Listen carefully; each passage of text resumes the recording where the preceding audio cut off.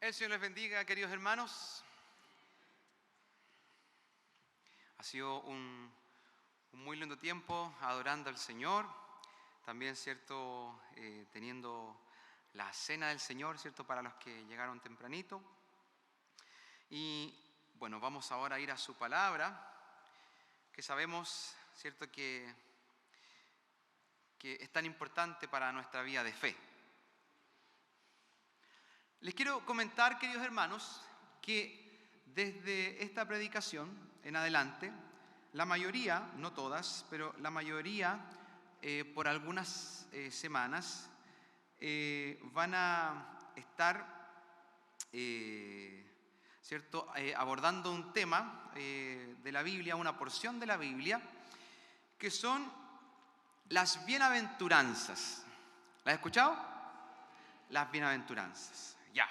Así que eso es lo que vamos a estar viendo durante algunas semanas, ¿cierto? En algunas predicaciones. Y está, ¿cierto?, dentro de un capítulo bien importante que es el Sermón del Monte, ¿cierto? Que está ahí en Mateo 5. Así que vamos a comenzar, y lo que vamos a ver el día de hoy es una introducción a las bienaventuranzas, y vamos a ver la primera. La primera es: bienaventurados los pobres en espíritu. Vaya conmigo entonces a Mateo 5 y leamos entonces las bienaventuranzas. Mateo 5, versículo del 1 al 12. Mateo 5, del 1 al 12. Son las bienaventuranzas, pero también es el inicio del Sermón del Monte. ¿Lo encontró, hermano? ¿Sí, amén? Vamos entonces. Mateo 5, 1 al 12 dice: viendo la multitud, subió al monte, y sentándose vinieron a él sus discípulos. Y abriendo su boca les enseñaba diciendo: bienaventurados los pobres en espíritu, porque de ellos es el reino de los cielos. Bienaventurados los que lloran, porque ellos recibirán consolación. Bienaventurados los mansos, porque ellos recibirán la tierra por heredad. Bienaventurados los que tienen hambre y sed de justicia, porque ellos serán saciados. Bienaventurados los misericordiosos, porque ellos alcanzarán misericordia. Bienaventurados los de limpio corazón, porque ellos verán a Dios. Bienaventurados los pacificadores, porque ellos serán llamados hijos de Dios. Bienaventurados los que padecen persecución por causa de la justicia, porque de ellos es el reino de los cielos. Bienaventurados sois cuando por mi causa os vituperen y os persigan, y digan toda clase de mal contra vosotros, mintiendo. Gozaos y alegraos, porque vuestro galardón es grande en los cielos, porque así persiguieron a los profetas que fueron antes de vosotros. Bendito Señor, amado Padre Celestial, vamos a tu palabra con hambre de ti, Señor. Vamos a tu palabra con confianza, Señor, porque es ahí, Señor, donde te encontramos. Te encontramos a través de la oración. Te encontramos a través de nuestros hermanos. Te encontramos en diversas circunstancias que vivimos en la vida. Pero hay una voz tan plena tuya, tan autorizada, que es tu palabra, Señor. Vamos a ella para ser edificados. Te pido, Señor, que puedas usarme, Señor, para tu gloria. En el nombre de Jesús. Amén.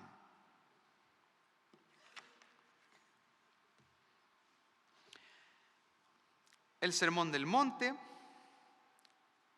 por ahí aparece como el Sermón del Llano, en Lucas.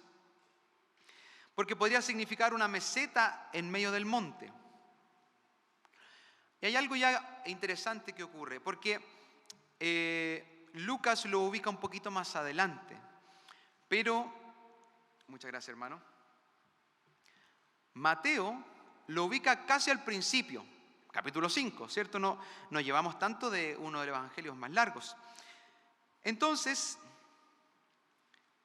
podemos ver aquí algo que quería dejar entrever Mateo. Usted sabe que cada uno de los evangelios tenían destinatarios diferentes. Bueno, y Mateo estaba principalmente destinado a los judíos.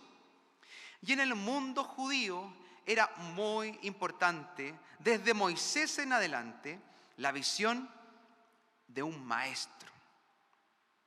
Usted sabe, ¿cierto?, que esta misma palabra era importante dentro de las sinagogas. Raboni, maestro.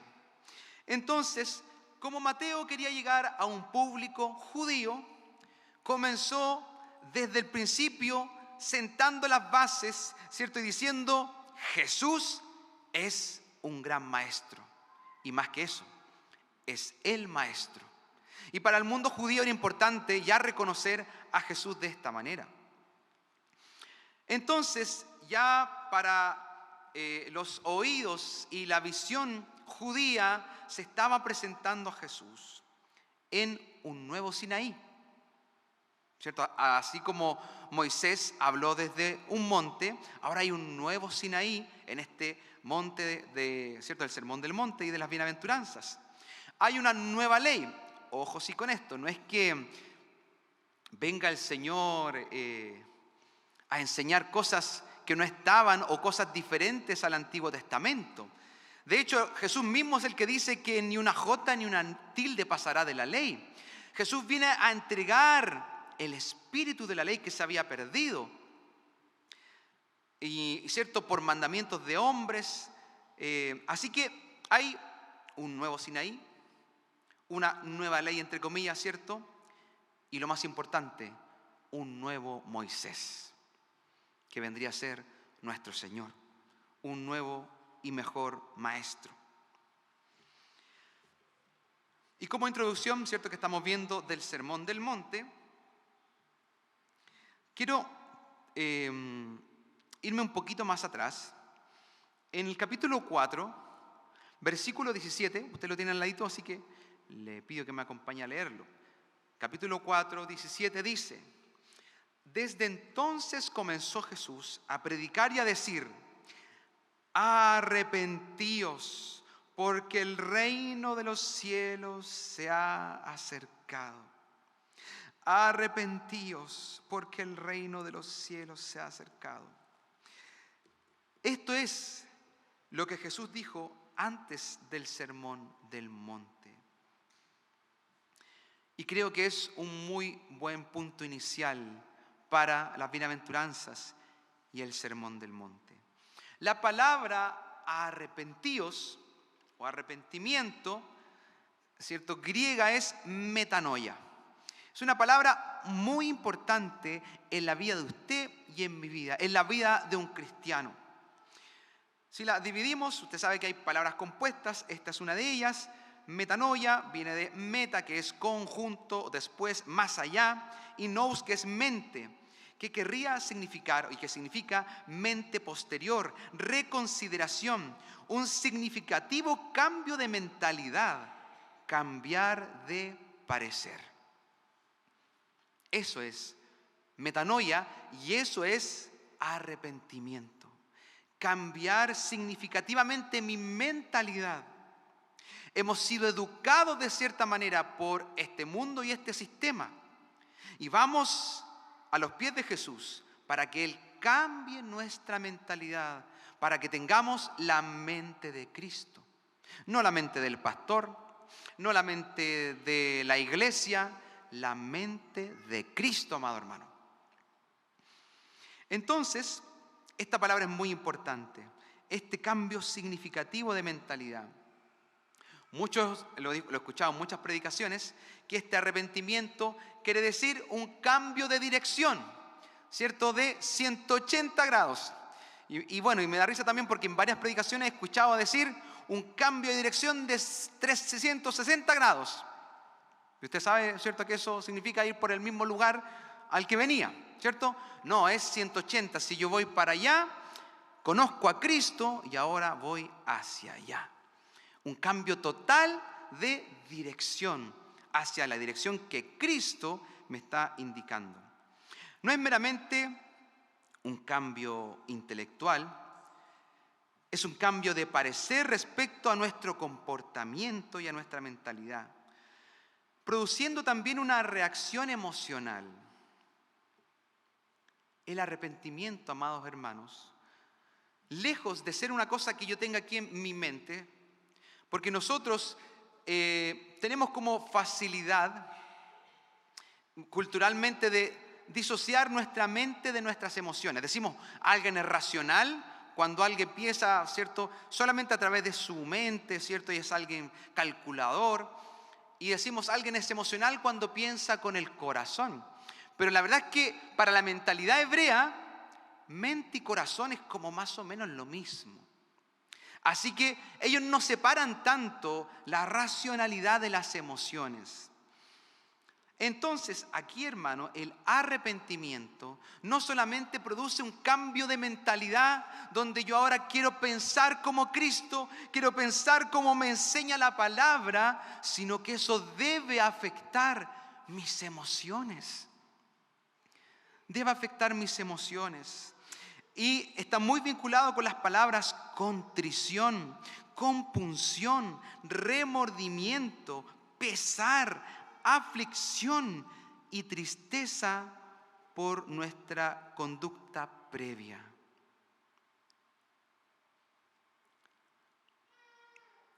Esto es muy importante, hermano. Nuestra cultura nos está diciendo vez tras vez: libérate de la culpa, deja atrás eso, pasado pisado. Y vemos a mucha gente que no solamente quizás ha destruido su propia vida, sino que la de su alrededor.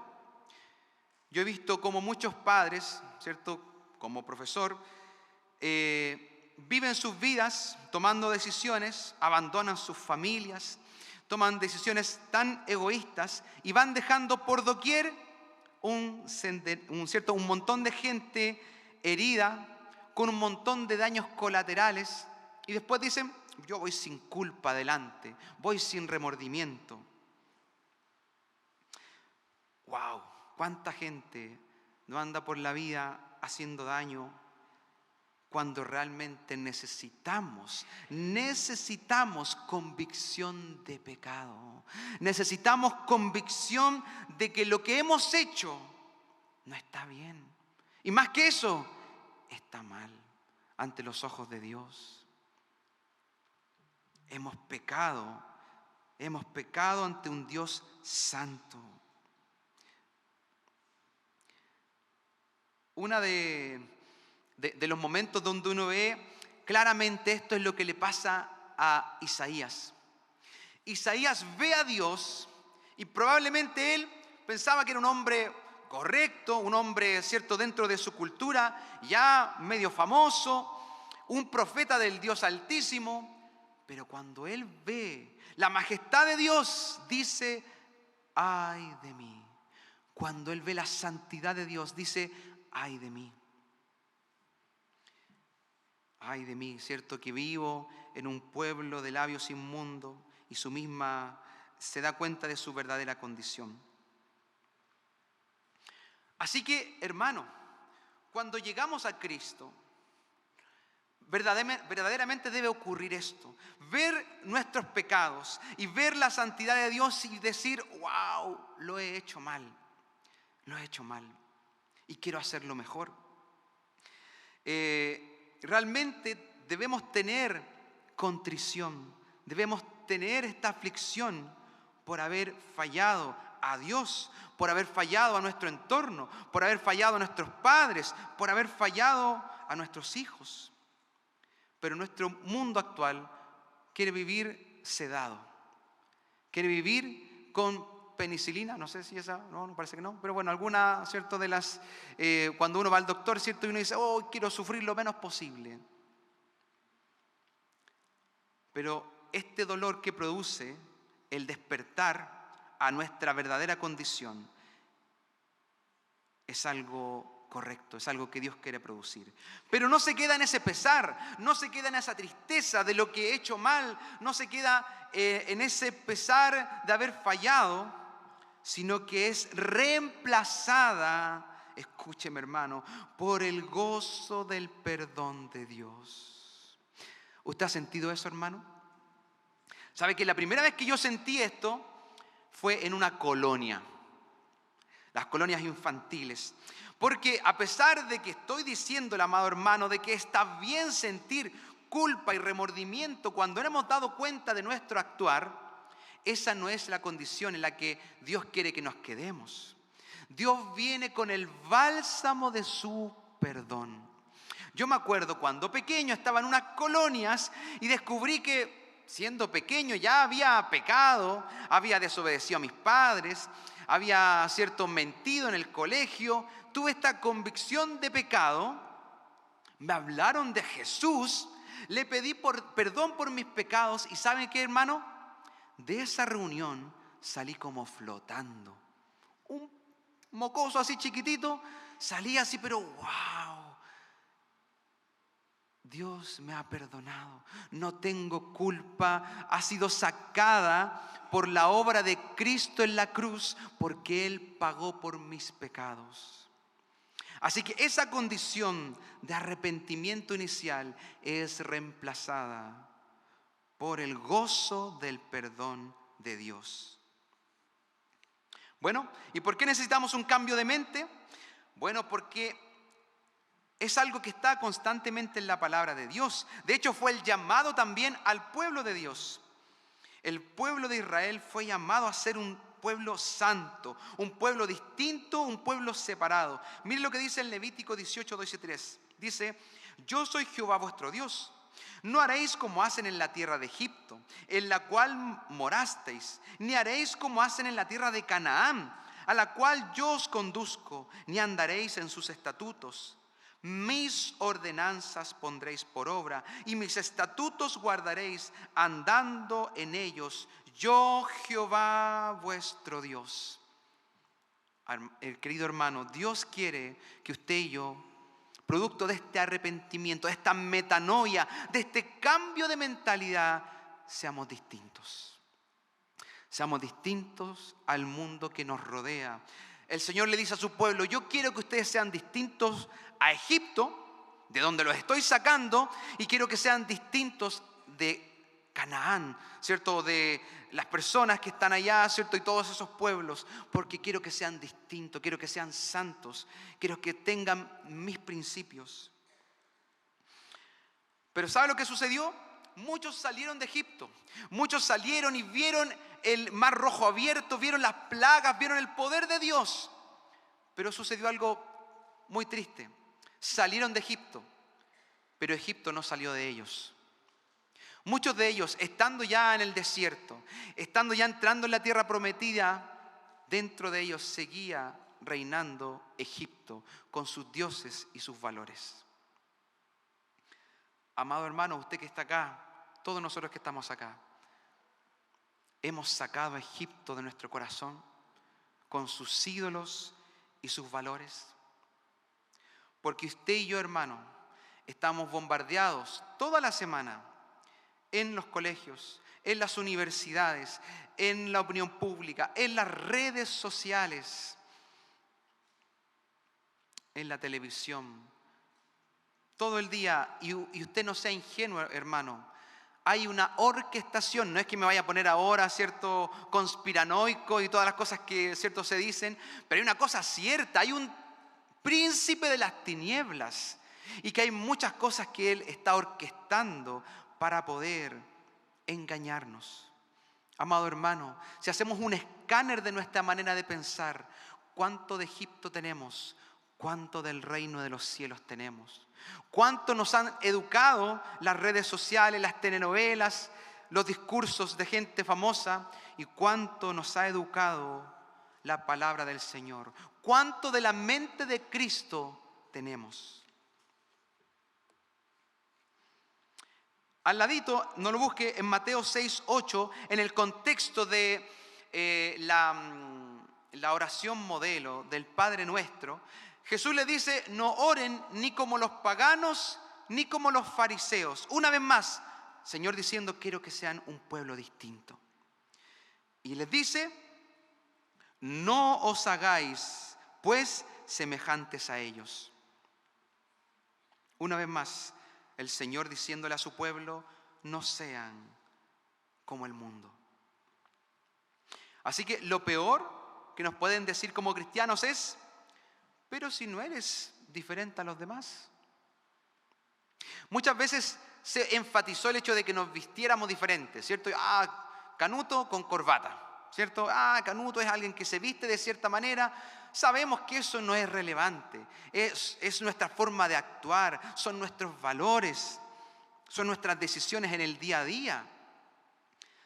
Pero podrá suceder con algunos de nosotros que nos digan y nos ven y nos dicen: es como cualquier otro. Un cambio de mente, un cambio de comportamiento. Porque obviamente un cambio de mentalidad lleva a un cambio de comportamiento. Estamos expuestos a diario a tanta información. Por eso la palabra del Señor es tan importante para nuestra transformación. ¿Y qué dice? Arrepentíos porque el reino de los cielos se ha acercado.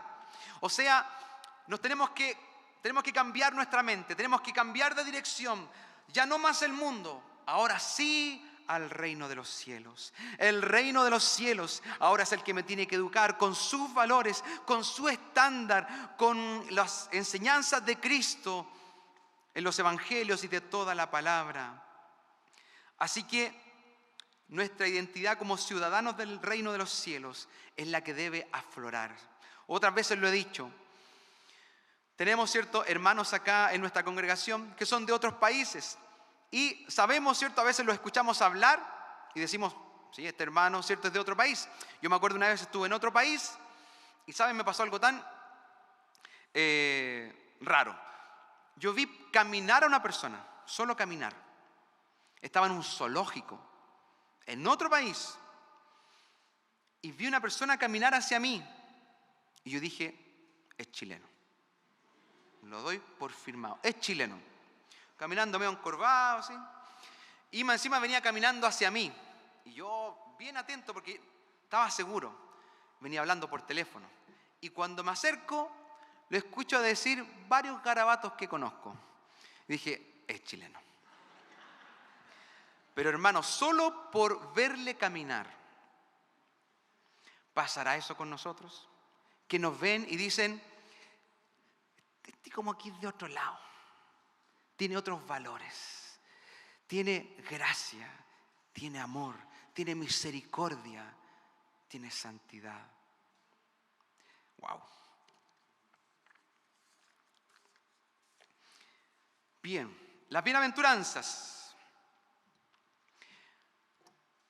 No pensemos, hermanos, que estas 8 bienaventuranzas, algunos dicen que son 9, 8, porque las 2 últimas se parecen mucho, por eso que a veces también las juntan. Son como características que uno debe escoger. No, hermanos, son características que debe tener cada persona que ha sido llamada por el Señor. No es que alguien diga: yo soy medio llorón, así que yo me identifico con esa. Bienaventurados los que lloran. No, yo soy pacificador, siempre ando ahí calmando, poniendo paños fríos, así que yo me voy por esa. Hermano, estas 8 deben ser nuestras características. ¿Amén o no amén? Estas 8. Y hay algo que lo creo, pero sí sé que hay otros que creen algo diferente, así que no lo voy a poner como una verdad absoluta, pero yo no creo que aquí se esté refiriendo a todos los pobres, a todos los mansos, sino que todos los pobres, los que lloran, los que padecen persecución dentro de sus hijos. Muchos ponen el Sermón del Monte como unas grandes enseñanzas morales que ojalá nuestro mundo siguiera. Por supuesto que ojalá fuese el patrón de conducta de todos. Pero como ya voy a decir más adelante, creo que es algo imposible para un ser humano normal o común y corriente.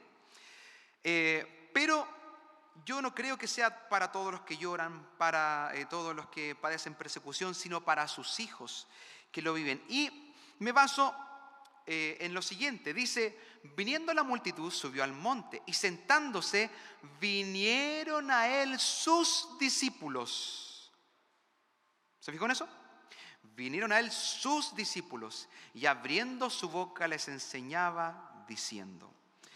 Ya, muchos creen que esto son enseñanzas universales. Por supuesto que haría bien todo el mundo en vivirlas, pero yo creo que principalmente son para nosotros.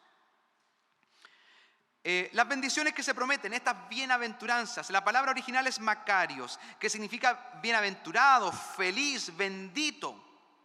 Pero ¿sabe qué? Me llevé una sorpresa porque no tiene que ver con una sensación, con lo que sintamos. Porque a veces, como hijos del Señor, nos sentimos ahí arriba.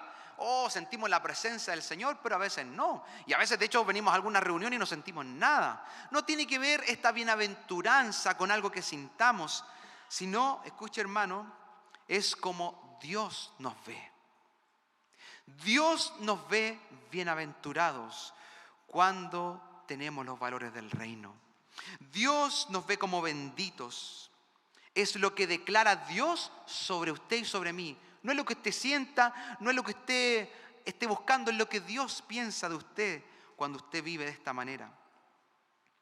¿Y en qué consiste esta bendición, esta bienaventuranza? Bueno, lo leímos recién. Consiste en personas que poseen el reino de los cielos, heredan la tierra. Los que lloran son consolados, los que tienen hambre saciados, reciben misericordia, ven a Dios, son llamados hijos de Dios. Su recompensa celestial es grande y todas estas bendiciones vienen juntas. Así como Dios quiere que estas 8 características sean de cada hijo de su reino, todas estas bienaventuranzas, todas estas bendiciones son de cada uno de nosotros. Así que, créalo hermano, usted heredará la tierra, usted será consolado, usted será saciado, usted recibirá misericordia, usted es un hijo de Dios. Hay una recompensa celestial grande para usted y todo esto tampoco usted tiene que escogerlo. Todo esto viene de parte de Dios para usted y para mí. ¿No son grandes bendiciones, hermanos?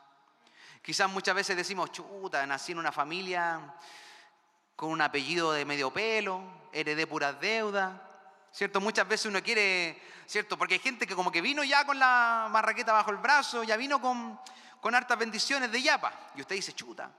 Pero hermano, las bendiciones que le acabo de leer son eternas. Son mucho más grandes que tener un apellido, que tener fama en este mundo, que tener recursos. Son bendiciones que vienen del trono de Dios. Y no es salvación por obras. No es que el Señor nos está diciendo, si ustedes hacen esto, yo les doy esto otro. Y esto es lo que adelanté un poquito delante. La ley de Dios, ¿alguien la puede cumplir?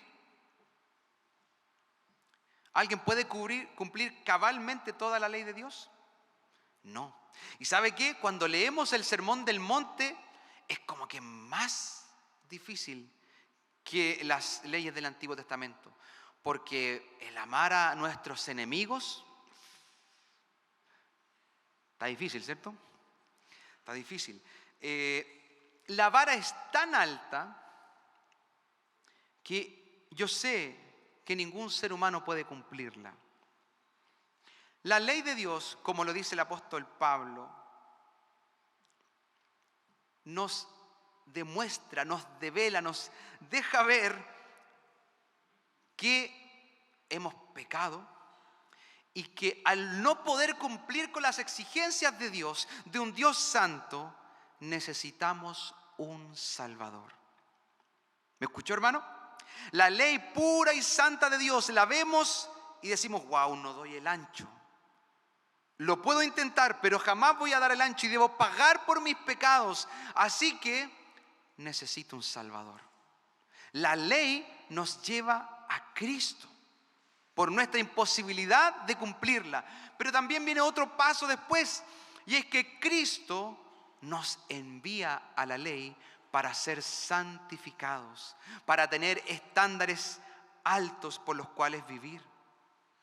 Así que la ley no fue abrogada. Sabemos que hay cierto, la ley ceremonial y todo eso ya no está. Pero todo lo que nos dice el Nuevo Testamento sobre la ley de Cristo, sobre lo que debemos vivir, siguen siendo exigencias altas. Y que hemos tenido un Salvador, que es Cristo el Señor, que no solamente pagó por nuestros pecados, no solamente pagó nuestra condena, sino que Él también vivió al estándar de la ley. Él fue el único ser humano justo, Él fue el único ser humano capaz de cumplir con las exigencias de la ley.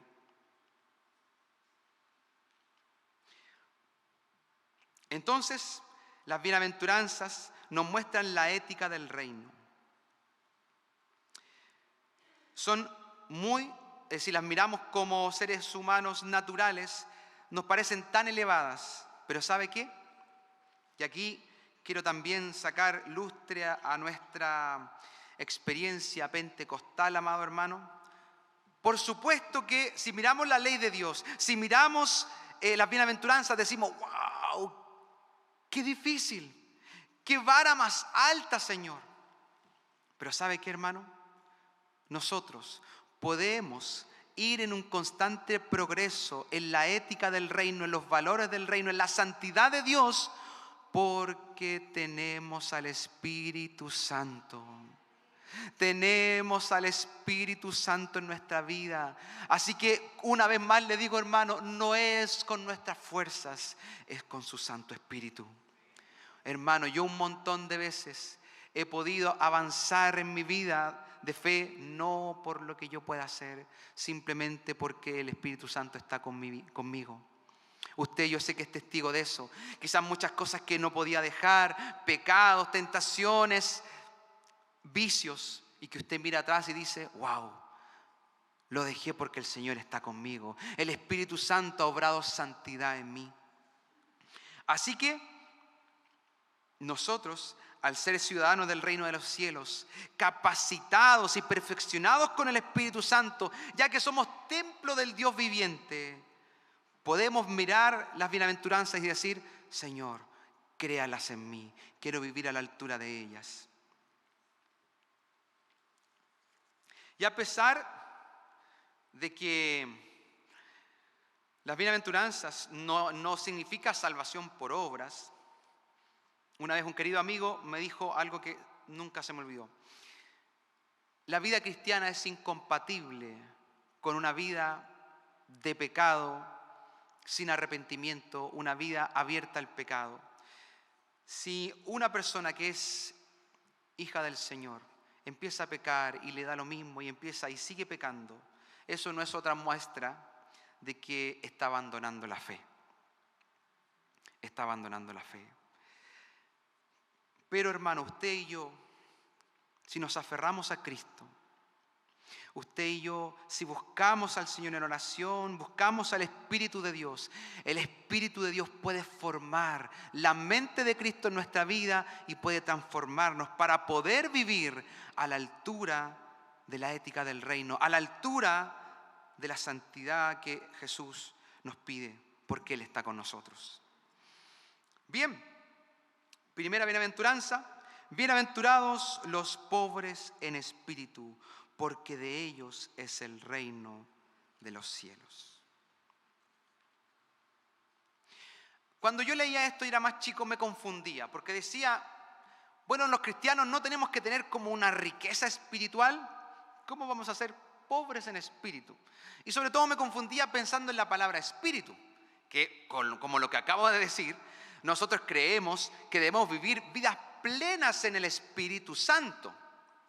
Pero este Espíritu, si se fijó, está con minúscula. ¿Qué significa entonces pobre en espíritu.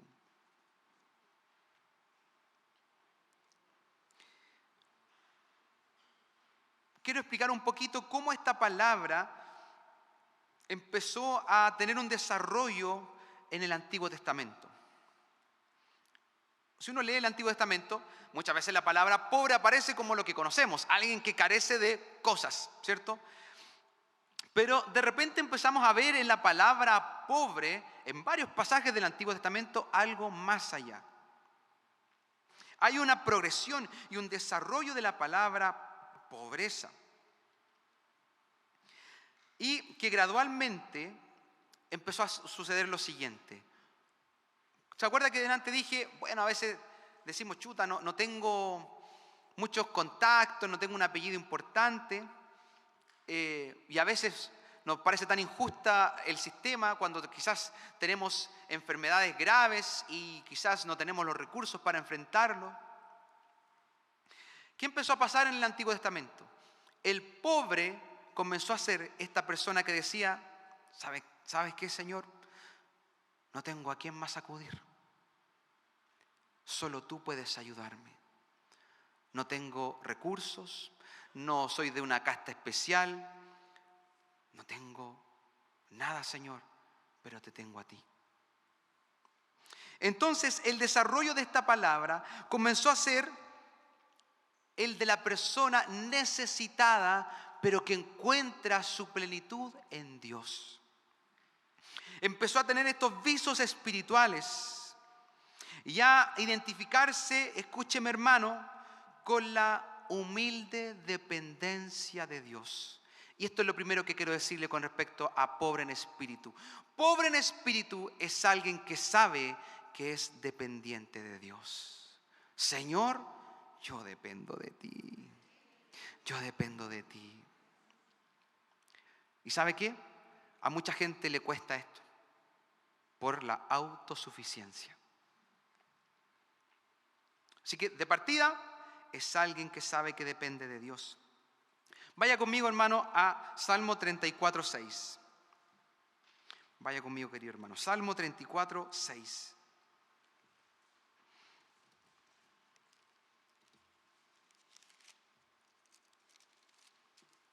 Dice: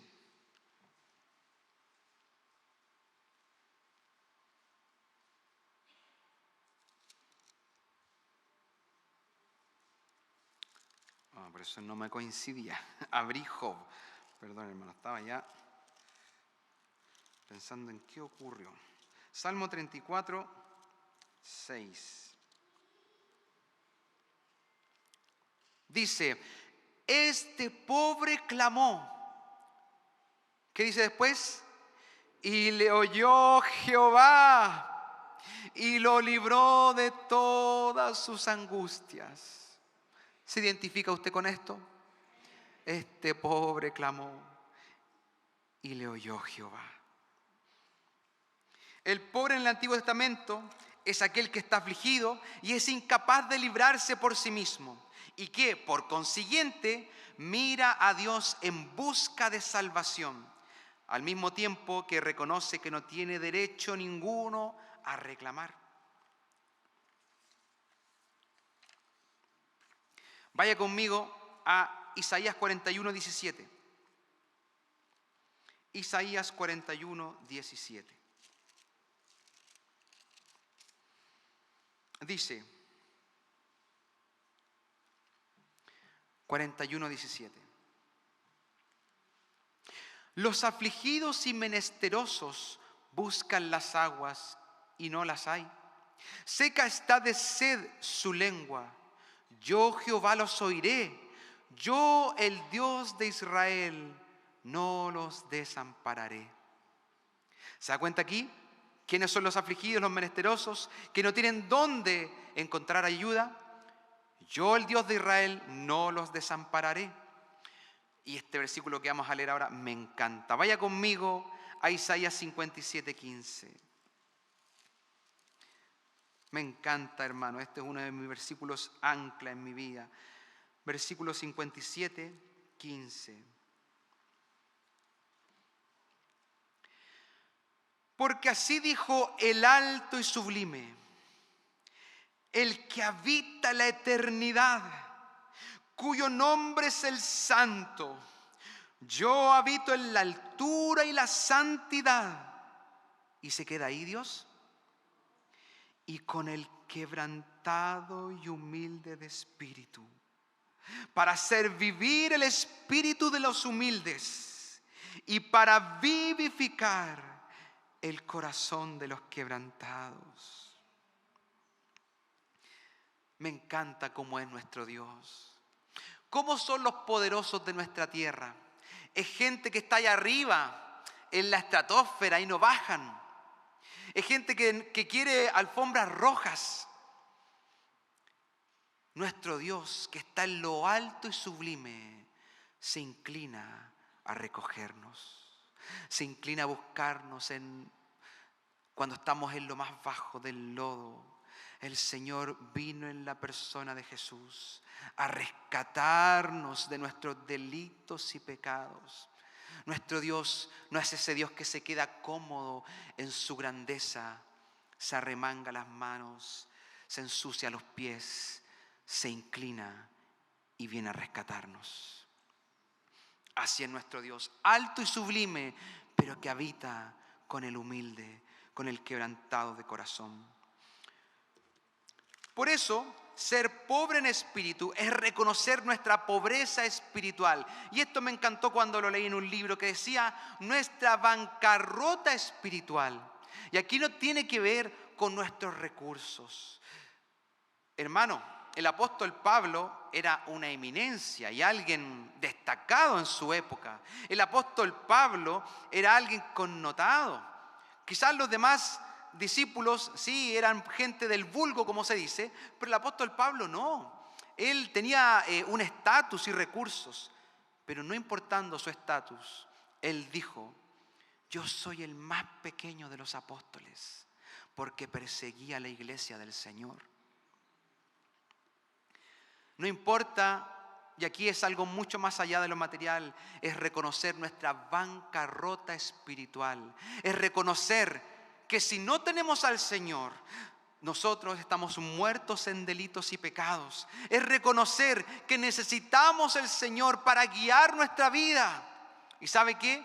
A lo largo de estos siglos del cristianismo, por supuesto que Jesús dijo que era difícil que un rico entrara en el reino de los cielos. Usted vaya a las zonas periféricas y está lleno de iglesias. Vaya al barrio alto, no hay tantas. Pero aún así, el mismo Señor dijo que para Él no hay nada imposible. Y han existido personas que han tenido muchos recursos, pero se han dado cuenta de su pobreza espiritual y han dicho: no soy autosuficiente, no es por mis recursos, no es por mi inteligencia, te necesito a ti, Señor. Porque eso es lo que necesitamos, es nuestra bancarrota espiritual, es reconocer que espiritualmente estábamos en conflicto ante un Dios santo y que no podíamos llevar nuestra vida adelante sin la ayuda de nuestro Salvador, sin la salvación que Dios nos provee. Así que todos aquí podemos decir: te necesitamos, Señor, te necesitamos en nuestra vida. Vaya conmigo a Lucas 4:18. Generalmente predico más breve, hoy día, cierto, me he extendido un poco, pero ya estamos llegando al final. Vaya conmigo, hermano, a Lucas 4:18.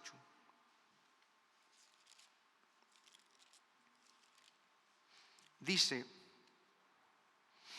famoso, me encanta: el Espíritu del Señor está sobre mí, por cuanto me ha ungido para dar buenas nuevas a los pobres.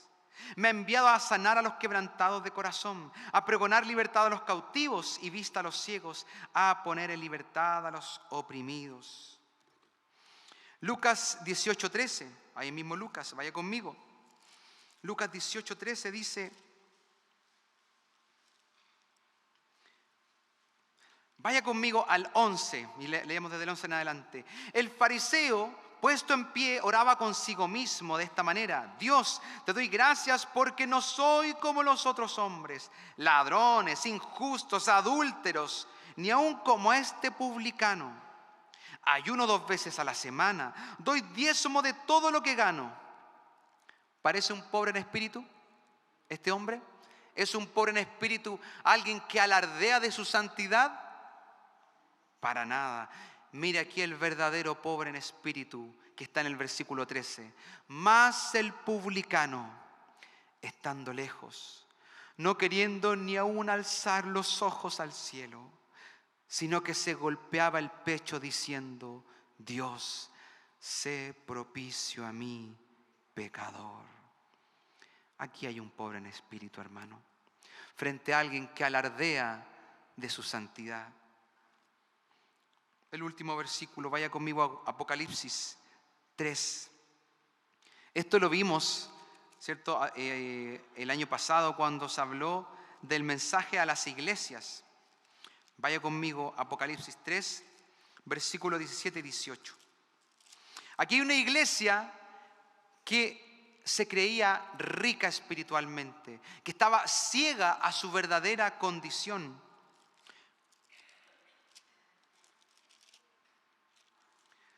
Apocalipsis 3, 17 y 18 dice: porque tú dices, yo soy rico y me he enriquecido y de ninguna cosa tengo necesidad. Paremos ahí. Esta es la condición, querido hermano, de mucha gente hoy en día. Y de repente gente que ni siquiera tiene recursos, ni fama, ni renombre, se ha dado cuenta que hoy en día hay una frase muy común que dice: yo me lo merezco. Están los comerciales, yo me lo merezco. Porque somos autoindulgentes, solo vemos lo bueno que tenemos, pero toda la podredumbre que tenemos queremos bajarla, ¿cierto?, debajo de la alfombra. Tienen que caer la venda de los ojos de la gente, ¿cierto?, que no conoce al Señor. Que mucha gente dice: no, yo me la puedo, yo soy un ganador, yo, ¿cierto?, soy inteligente, ¿cierto?, tengo recursos, vengo de una familia importante, o, ¿cierto?, o soy pillo, tengo chispeza, le he ganado a la vida. Y creyéndose, ¿cierto?, que pueden vivir sin Dios. ¿Qué sucede cuando llegamos a Cristo? Nos dice que su Espíritu Santo nos convence de pecado, de justicia y de juicio. Es ahí realmente cuando vemos nuestra propia vida. Solo nos vemos a nosotros mismos realmente cuando vemos la santidad de Dios. Si nos comparamos entre nosotros, podemos encontrarnos bacanes. Pero si nos comparamos con la santidad de Dios, vamos a darnos cuenta que estábamos muertos en delitos y pecados. Bueno, esta iglesia se creía así. 17 y 18. Porque tú dices: yo soy rico y me he enriquecido y ninguna cosa tengo necesidad. Mire, Dios les dice su verdadera condición. Y no sabes que tú eres un desventurado, miserable, pobre, ciego y desnudo. Por tanto, yo te aconsejo que de mí compres oro refinado en fuego para que seas rico, y vestiduras blancas para vestirte, y que no se descubra la vergüenza de tu desnudez, y unge tus ojos con colirio para que veas.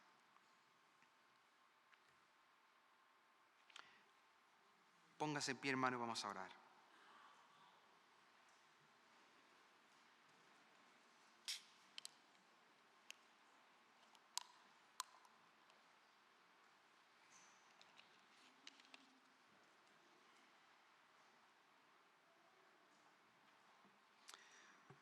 Por supuesto que Dios nos ha dado capacidades. Tenemos muchas cosas buenas que provienen de tener la imagen de Dios. Y hemos llegado al Señor y le hemos conocido. Pero, querido hermano, esta pobreza espiritual quiere decir que cada día de nuestra vida digamos: soy un dependiente de Dios. Bendito Señor, vamos ante ti.